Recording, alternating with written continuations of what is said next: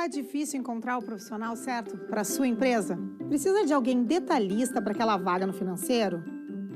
Quem sabe um criativo para o marketing? Ou ainda, alguém focado em resultados? A Fortus RH utiliza técnicas de seleção e processos estruturados, realizando entrevistas, aplicando provas e testes específicos. Tudo isso para buscar a pessoa certa para a vaga certa. Fortus RH. Conectar pessoas é o nosso forte.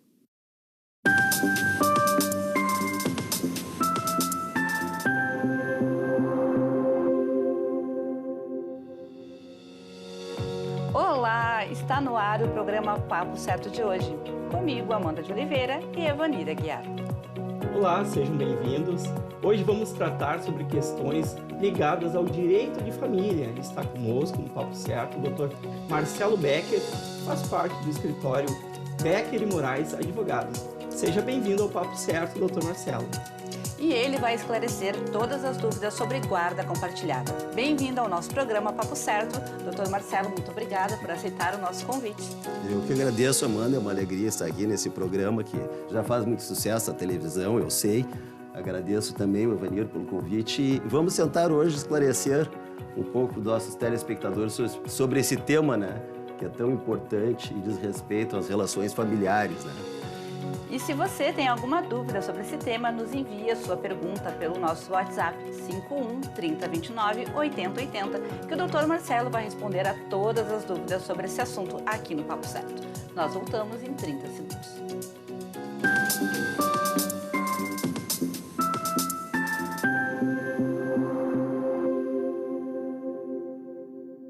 Você já parou para pensar que a sua empresa pode estar pagando impostos a mais? O nosso sistema tributário é bem complexo e é comum as empresas pagarem mais do que o devido. Saiba que é possível recuperar os valores dos últimos 5 anos e reforçar o seu caixa. A Fortus Tax é especialista no assunto e já ajudou muitas empresas nos seus 18 anos de atuação. E o mais importante, você só paga pelo serviço depois que o dinheiro estiver na sua conta. Fortus Tax. Pagar o justo é o nosso forte.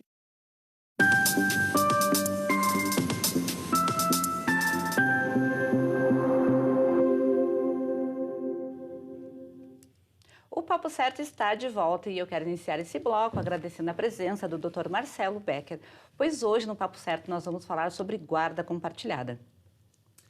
A guarda compartilhada é um assunto que, por vezes, pode parecer complexo e gera muitas dúvidas, até porque houveram mudanças recentes na Lei de Alienação Parental e no Estatuto da Criança e do Adolescente, que dá maior garantia à convivência familiar. Além disso, aprimora a legislação já existente e uma novidade, a oitiva de crianças, quando necessário.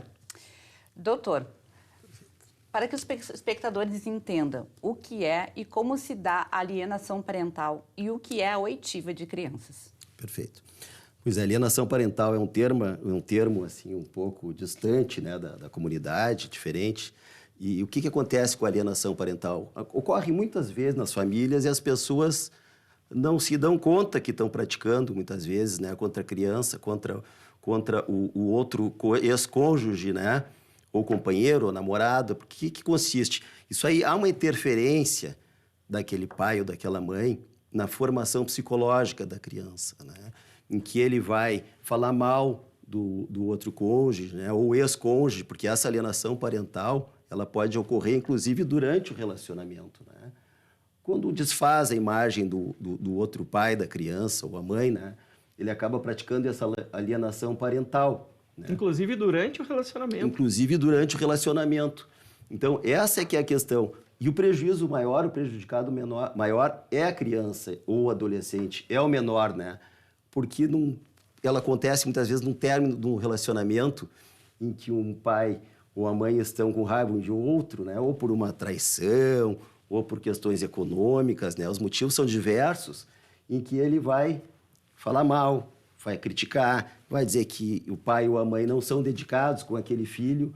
Isso gera prejuízos enormes, né? Inclusive, o que se chama de síndrome da alienação parental, né? É quando ele começa a incutir na criança essas falsas memórias, né? O que são as falsas memórias, né? Ele vai passando aquela ideia para a criança que o pai é ruim, que o pai não é dedicado, né? E a criança vai acreditando naquilo e vai se distanciando, né? Então, por um motivo de vingança, ele acaba prejudicando o filho. Utilizando o filho. Muito obrigado. Muito obrigada. E o que a lei de alienação parental define especificamente? O que essa lei define? O que é que ela traz de novidade? Agora, recentemente foi sancionada, em maio agora deste ano, né? Recente. Isso para o direito é muito recente, né? Já havia alienação parental em 2010, né? A 12.318, e agora tem uma nova lei, né? Que é 14.340, né? De 2022, em que a lei ela visa proteger o menor, né? O que acontece? Aquela lei já anterior, com essa alienação, visava inclusive punições, né? Como aplicação de multa, advertência e até uma eventual inversão de guarda, né?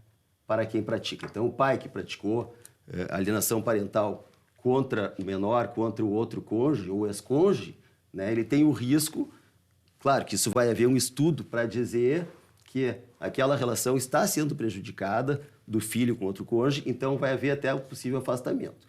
Mas com essa lei nova agora da alienação parental, o que vai se fazer? Vai se fazer vários estudos biopsicossociais, né? Judicialmente, que vai se avaliar essas condutas. Então vai ser ouvido o menor, vai ser ouvido o pai e a mãe dessa criança. Não vai ser apenas o lado inicial, vão ter alguns laudos para ser avaliado do início ao fim do processo, em que condições está vivendo essa criança no lar, né? A novidade também é que os processos, muitas vezes muito morosos, tinham laudo que estavam parados, sem movimentação há 6 meses ou mais de 6 meses.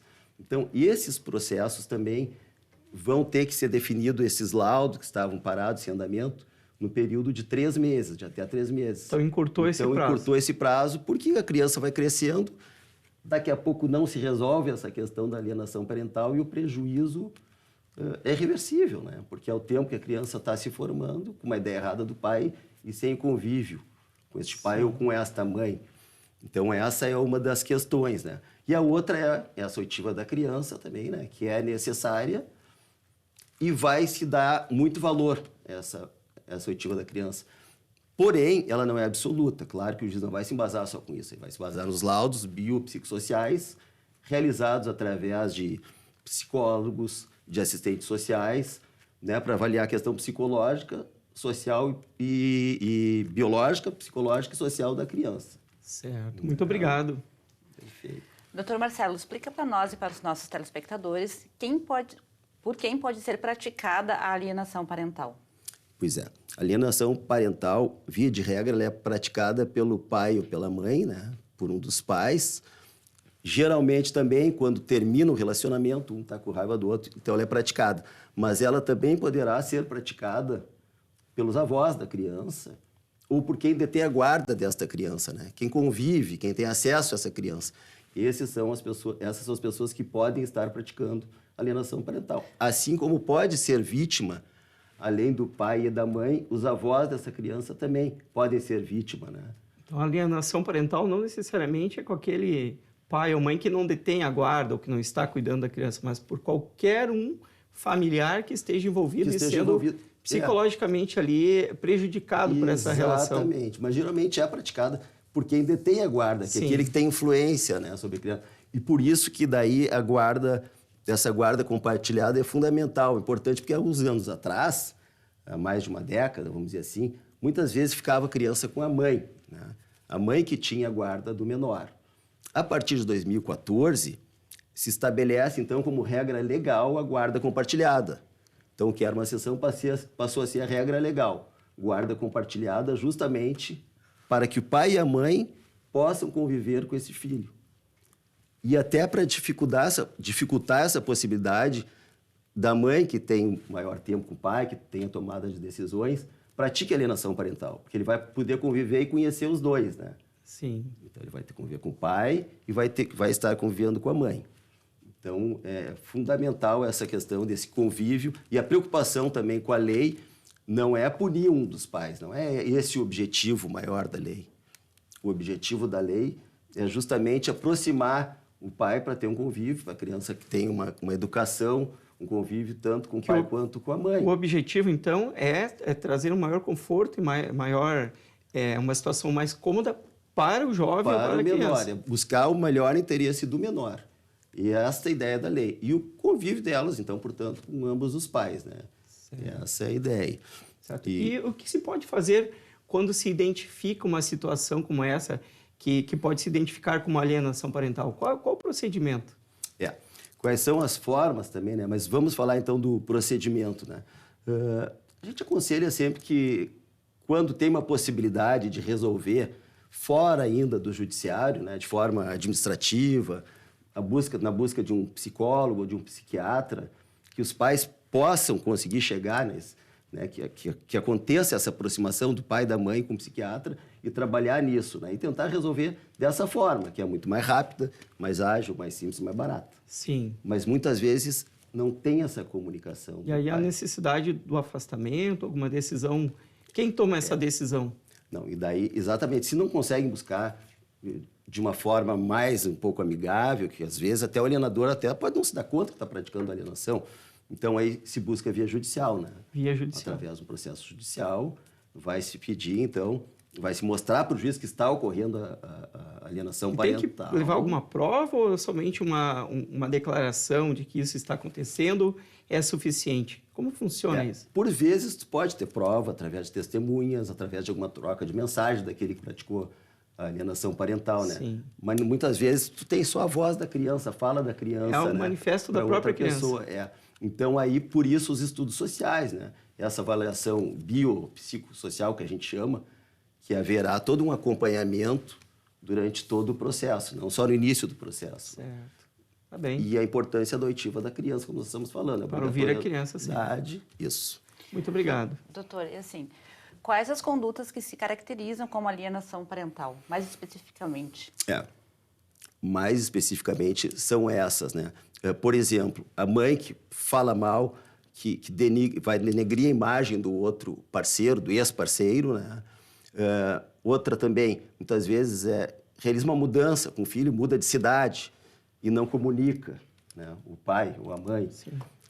Tomada de decisões importantes, né? Que eles têm uma guarda compartilhada, então a mãe muda de escola, muda de médico, ou o filho está com algum problema, né, sério de saúde ou psicológico, ela não comunica, não participa ao pai da criança ou à mãe, né, para outra pessoa que está envolvida com a criança, né? Então, isso são formas de alienação parental. Certo. Doutor, e assim, um exemplo mais corriqueiro, que frases que poderiam ser consideradas uma alienação parental?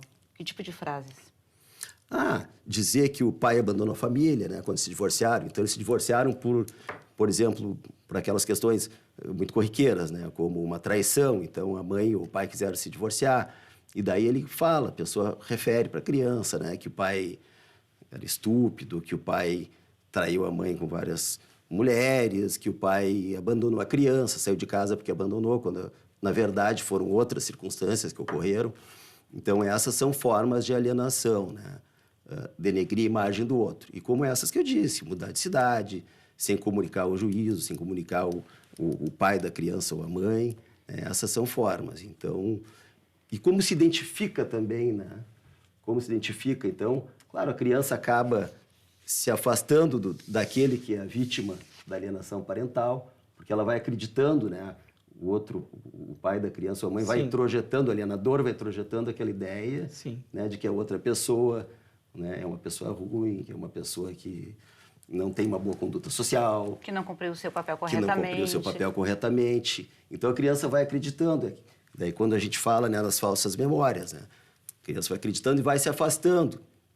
E aí tu vai percebendo um isolamento. Como é que se demonstra, né? Como se identifica isso? Então, é importante que esse pai ou essa mãe que esteja se sentindo prejudicado pelo comportamento do jovem, da criança, então que ele fique atento também para esses sinais que o próprio jovem dá, de se afastar, de não querer um convívio tão próximo. Então, o pai também tem que ficar alerta a esse tipo de circunstância. Que muitas vezes a criança não fala diretamente, mas dá os sinais de outras formas, né? Sim. Fica isolada, baixo rendimento na escola, se afasta dos amiguinhos, né? Então, tem várias formas, assim, de identificar essa situação, né, de alienação que a criança sofre. Tá bem, muito obrigado. Perfeito, doutor. O papo está muito bom, mas nós vamos fazer um rápido intervalo e já voltamos com o nosso programa Papo Certo. Fique com a gente.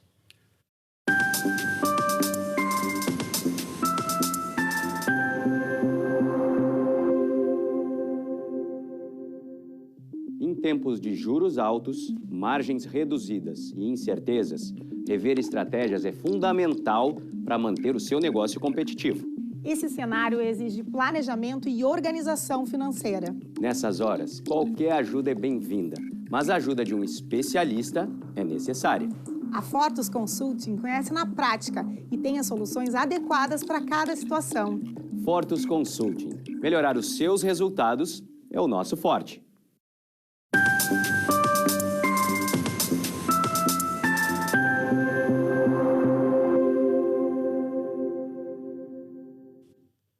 Voltamos com o Papo Certo. Lembrando que de segunda a sexta, às 8 da noite, nós estaremos aqui ao vivo e contamos com a sua audiência. Você pode nos seguir nas redes sociais e enviar a sua pergunta. Temos conosco o Dr. Marcelo Becker, especialista em Direito de Família, falando sobre guarda compartilhada. Nós já temos algumas perguntas dos telespectadores que foram feitas através do nosso WhatsApp 51 3029 8080. O Giovanni de Guaíba perguntou: caso os pais residam em cidades ou estados diferentes, é possível haver a guarda compartilhada, doutor? Sim, perfeito. Interessante a pergunta mesmo, porque ela é bem... faz com que a gente faça aqui uma reflexão e informe, né? Para esclarecer, porque as pessoas não têm muita ideia do que é a guarda compartilhada. Mas respondendo então a pergunta, né? A guarda compartilhada pode sim, né, ser realizada com pessoas que moram em cidades diferentes, talvez até em países diferentes, né? Não há problema nenhum. Porque a guarda compartilhada, as pessoas muitas vezes confundem e acham que é a divisão de tempo, né? Então, tem a guarda compartilhada, então cada um fica 2 ou 3 dias, fica 3 dias da semana, o outro fica 4 dias da semana, então vamos dividir o tempo com a pessoa. Então é uma guarda compartilhada. Não, não é isso.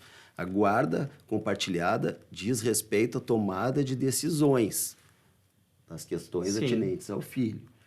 Então, a criança pode ficar quase toda semana com a mãe, praticamente todos os dias, o pai, de vez em quando, ir lá, fazer uma visita, outros dias buscar para dormir com ele também, não há problema. E nós comentávamos anteriormente, né, que também com a modernidade que nós temos, e muito aí por conta, infelizmente, né, da pandemia que tivemos, que os meios digitais de comunicação, como videoconferências, e a comunicação ela se tornou muito mais facilitada, não é, através desses meios que também possibilitam que esse convívio, que por mais que não seja diretamente pessoalmente, mas de uma forma virtual também, né? Facilitou claro, isso. Claro. Como a gente estava falando, não é a divisão de tempo e nem aquela presença física, né, dos pais da criança, mas sim as decisões, a tomada de decisões. Então, a escolha em conjunto da escolha da escola, do médico, atividade de lazer, né, a participação de ambos os pais, é isso que se estimula, né, com a guarda compartilhada. Perfeito. Que o maior beneficiado é o filho, né? Acho que respondeu a pergunta aqui do Giovanni. Muito obrigado. E nessa mesma linha, depois que definida a guarda, ela pode ser modificada e tem algum tempo mínimo para isso? Não tem tempo mínimo. A guarda sempre pode ser beneficiada, né? Porque quando nós falamos de menor, de guarda, de alienação parental, sempre se busca, então, o bem-estar do menor, né? E não o interesse do pai ou da mãe. Então, muitas vezes o pai quer ficar com o filho, a mãe às vezes nenhum quer, né? Por incrível que pareça, tem situações que nenhum quer quase ficar com o filho. Então, vai se buscar o que é mais importante para o filho. Então, se em um momento foi estabelecida a guarda compartilhada e um deles está praticando, por exemplo, né, que a gente está falando da alienação parental, né, causando uma série de prejuízo emocional para o filho, então vai haver aquele estudo biopsicossocial e ela pode ser, sim, alterada, né? Ou de comum acordo com os pais, né? Se eles verificarem que querem mudar a sistemática de guarda, também poderá haver, né, essa modificação. Então, não necessariamente tem um tempo. Não, uma situação toda que leva a essa decisão. Exatamente. Sempre o que for melhor para o filho, né? Certo. Então, vai se buscar o melhor para o filho. A guarda compartilhada não tem mais condições ou porque um dos pais não quer, né? Ou porque está com problema, está incapacitado, né? Ou porque a mãe quer ficar com a criança, oferece melhor condições, mas não falam financeiras, eles que nem só financeiras também, né? Mas condições emocionais de estar com aquela criança e tomar as decisões, né? Sim. Então, Ok, então. Até porque, doutor, antigamente a guarda compartilhada normalmente ela era cada 15 dias com o pai ou 15 dias com a mãe. Também acontecia, passava a semana com a mãe, final de semana com o pai. Hoje em dia não se tem mais essa regra exata, né? É de acordo como fica bom para ambos. claro, perfeito. Não, e hoje a mulher também, como sempre esteve, mas hoje muito mais ainda, me parece, está no mercado de trabalho, né?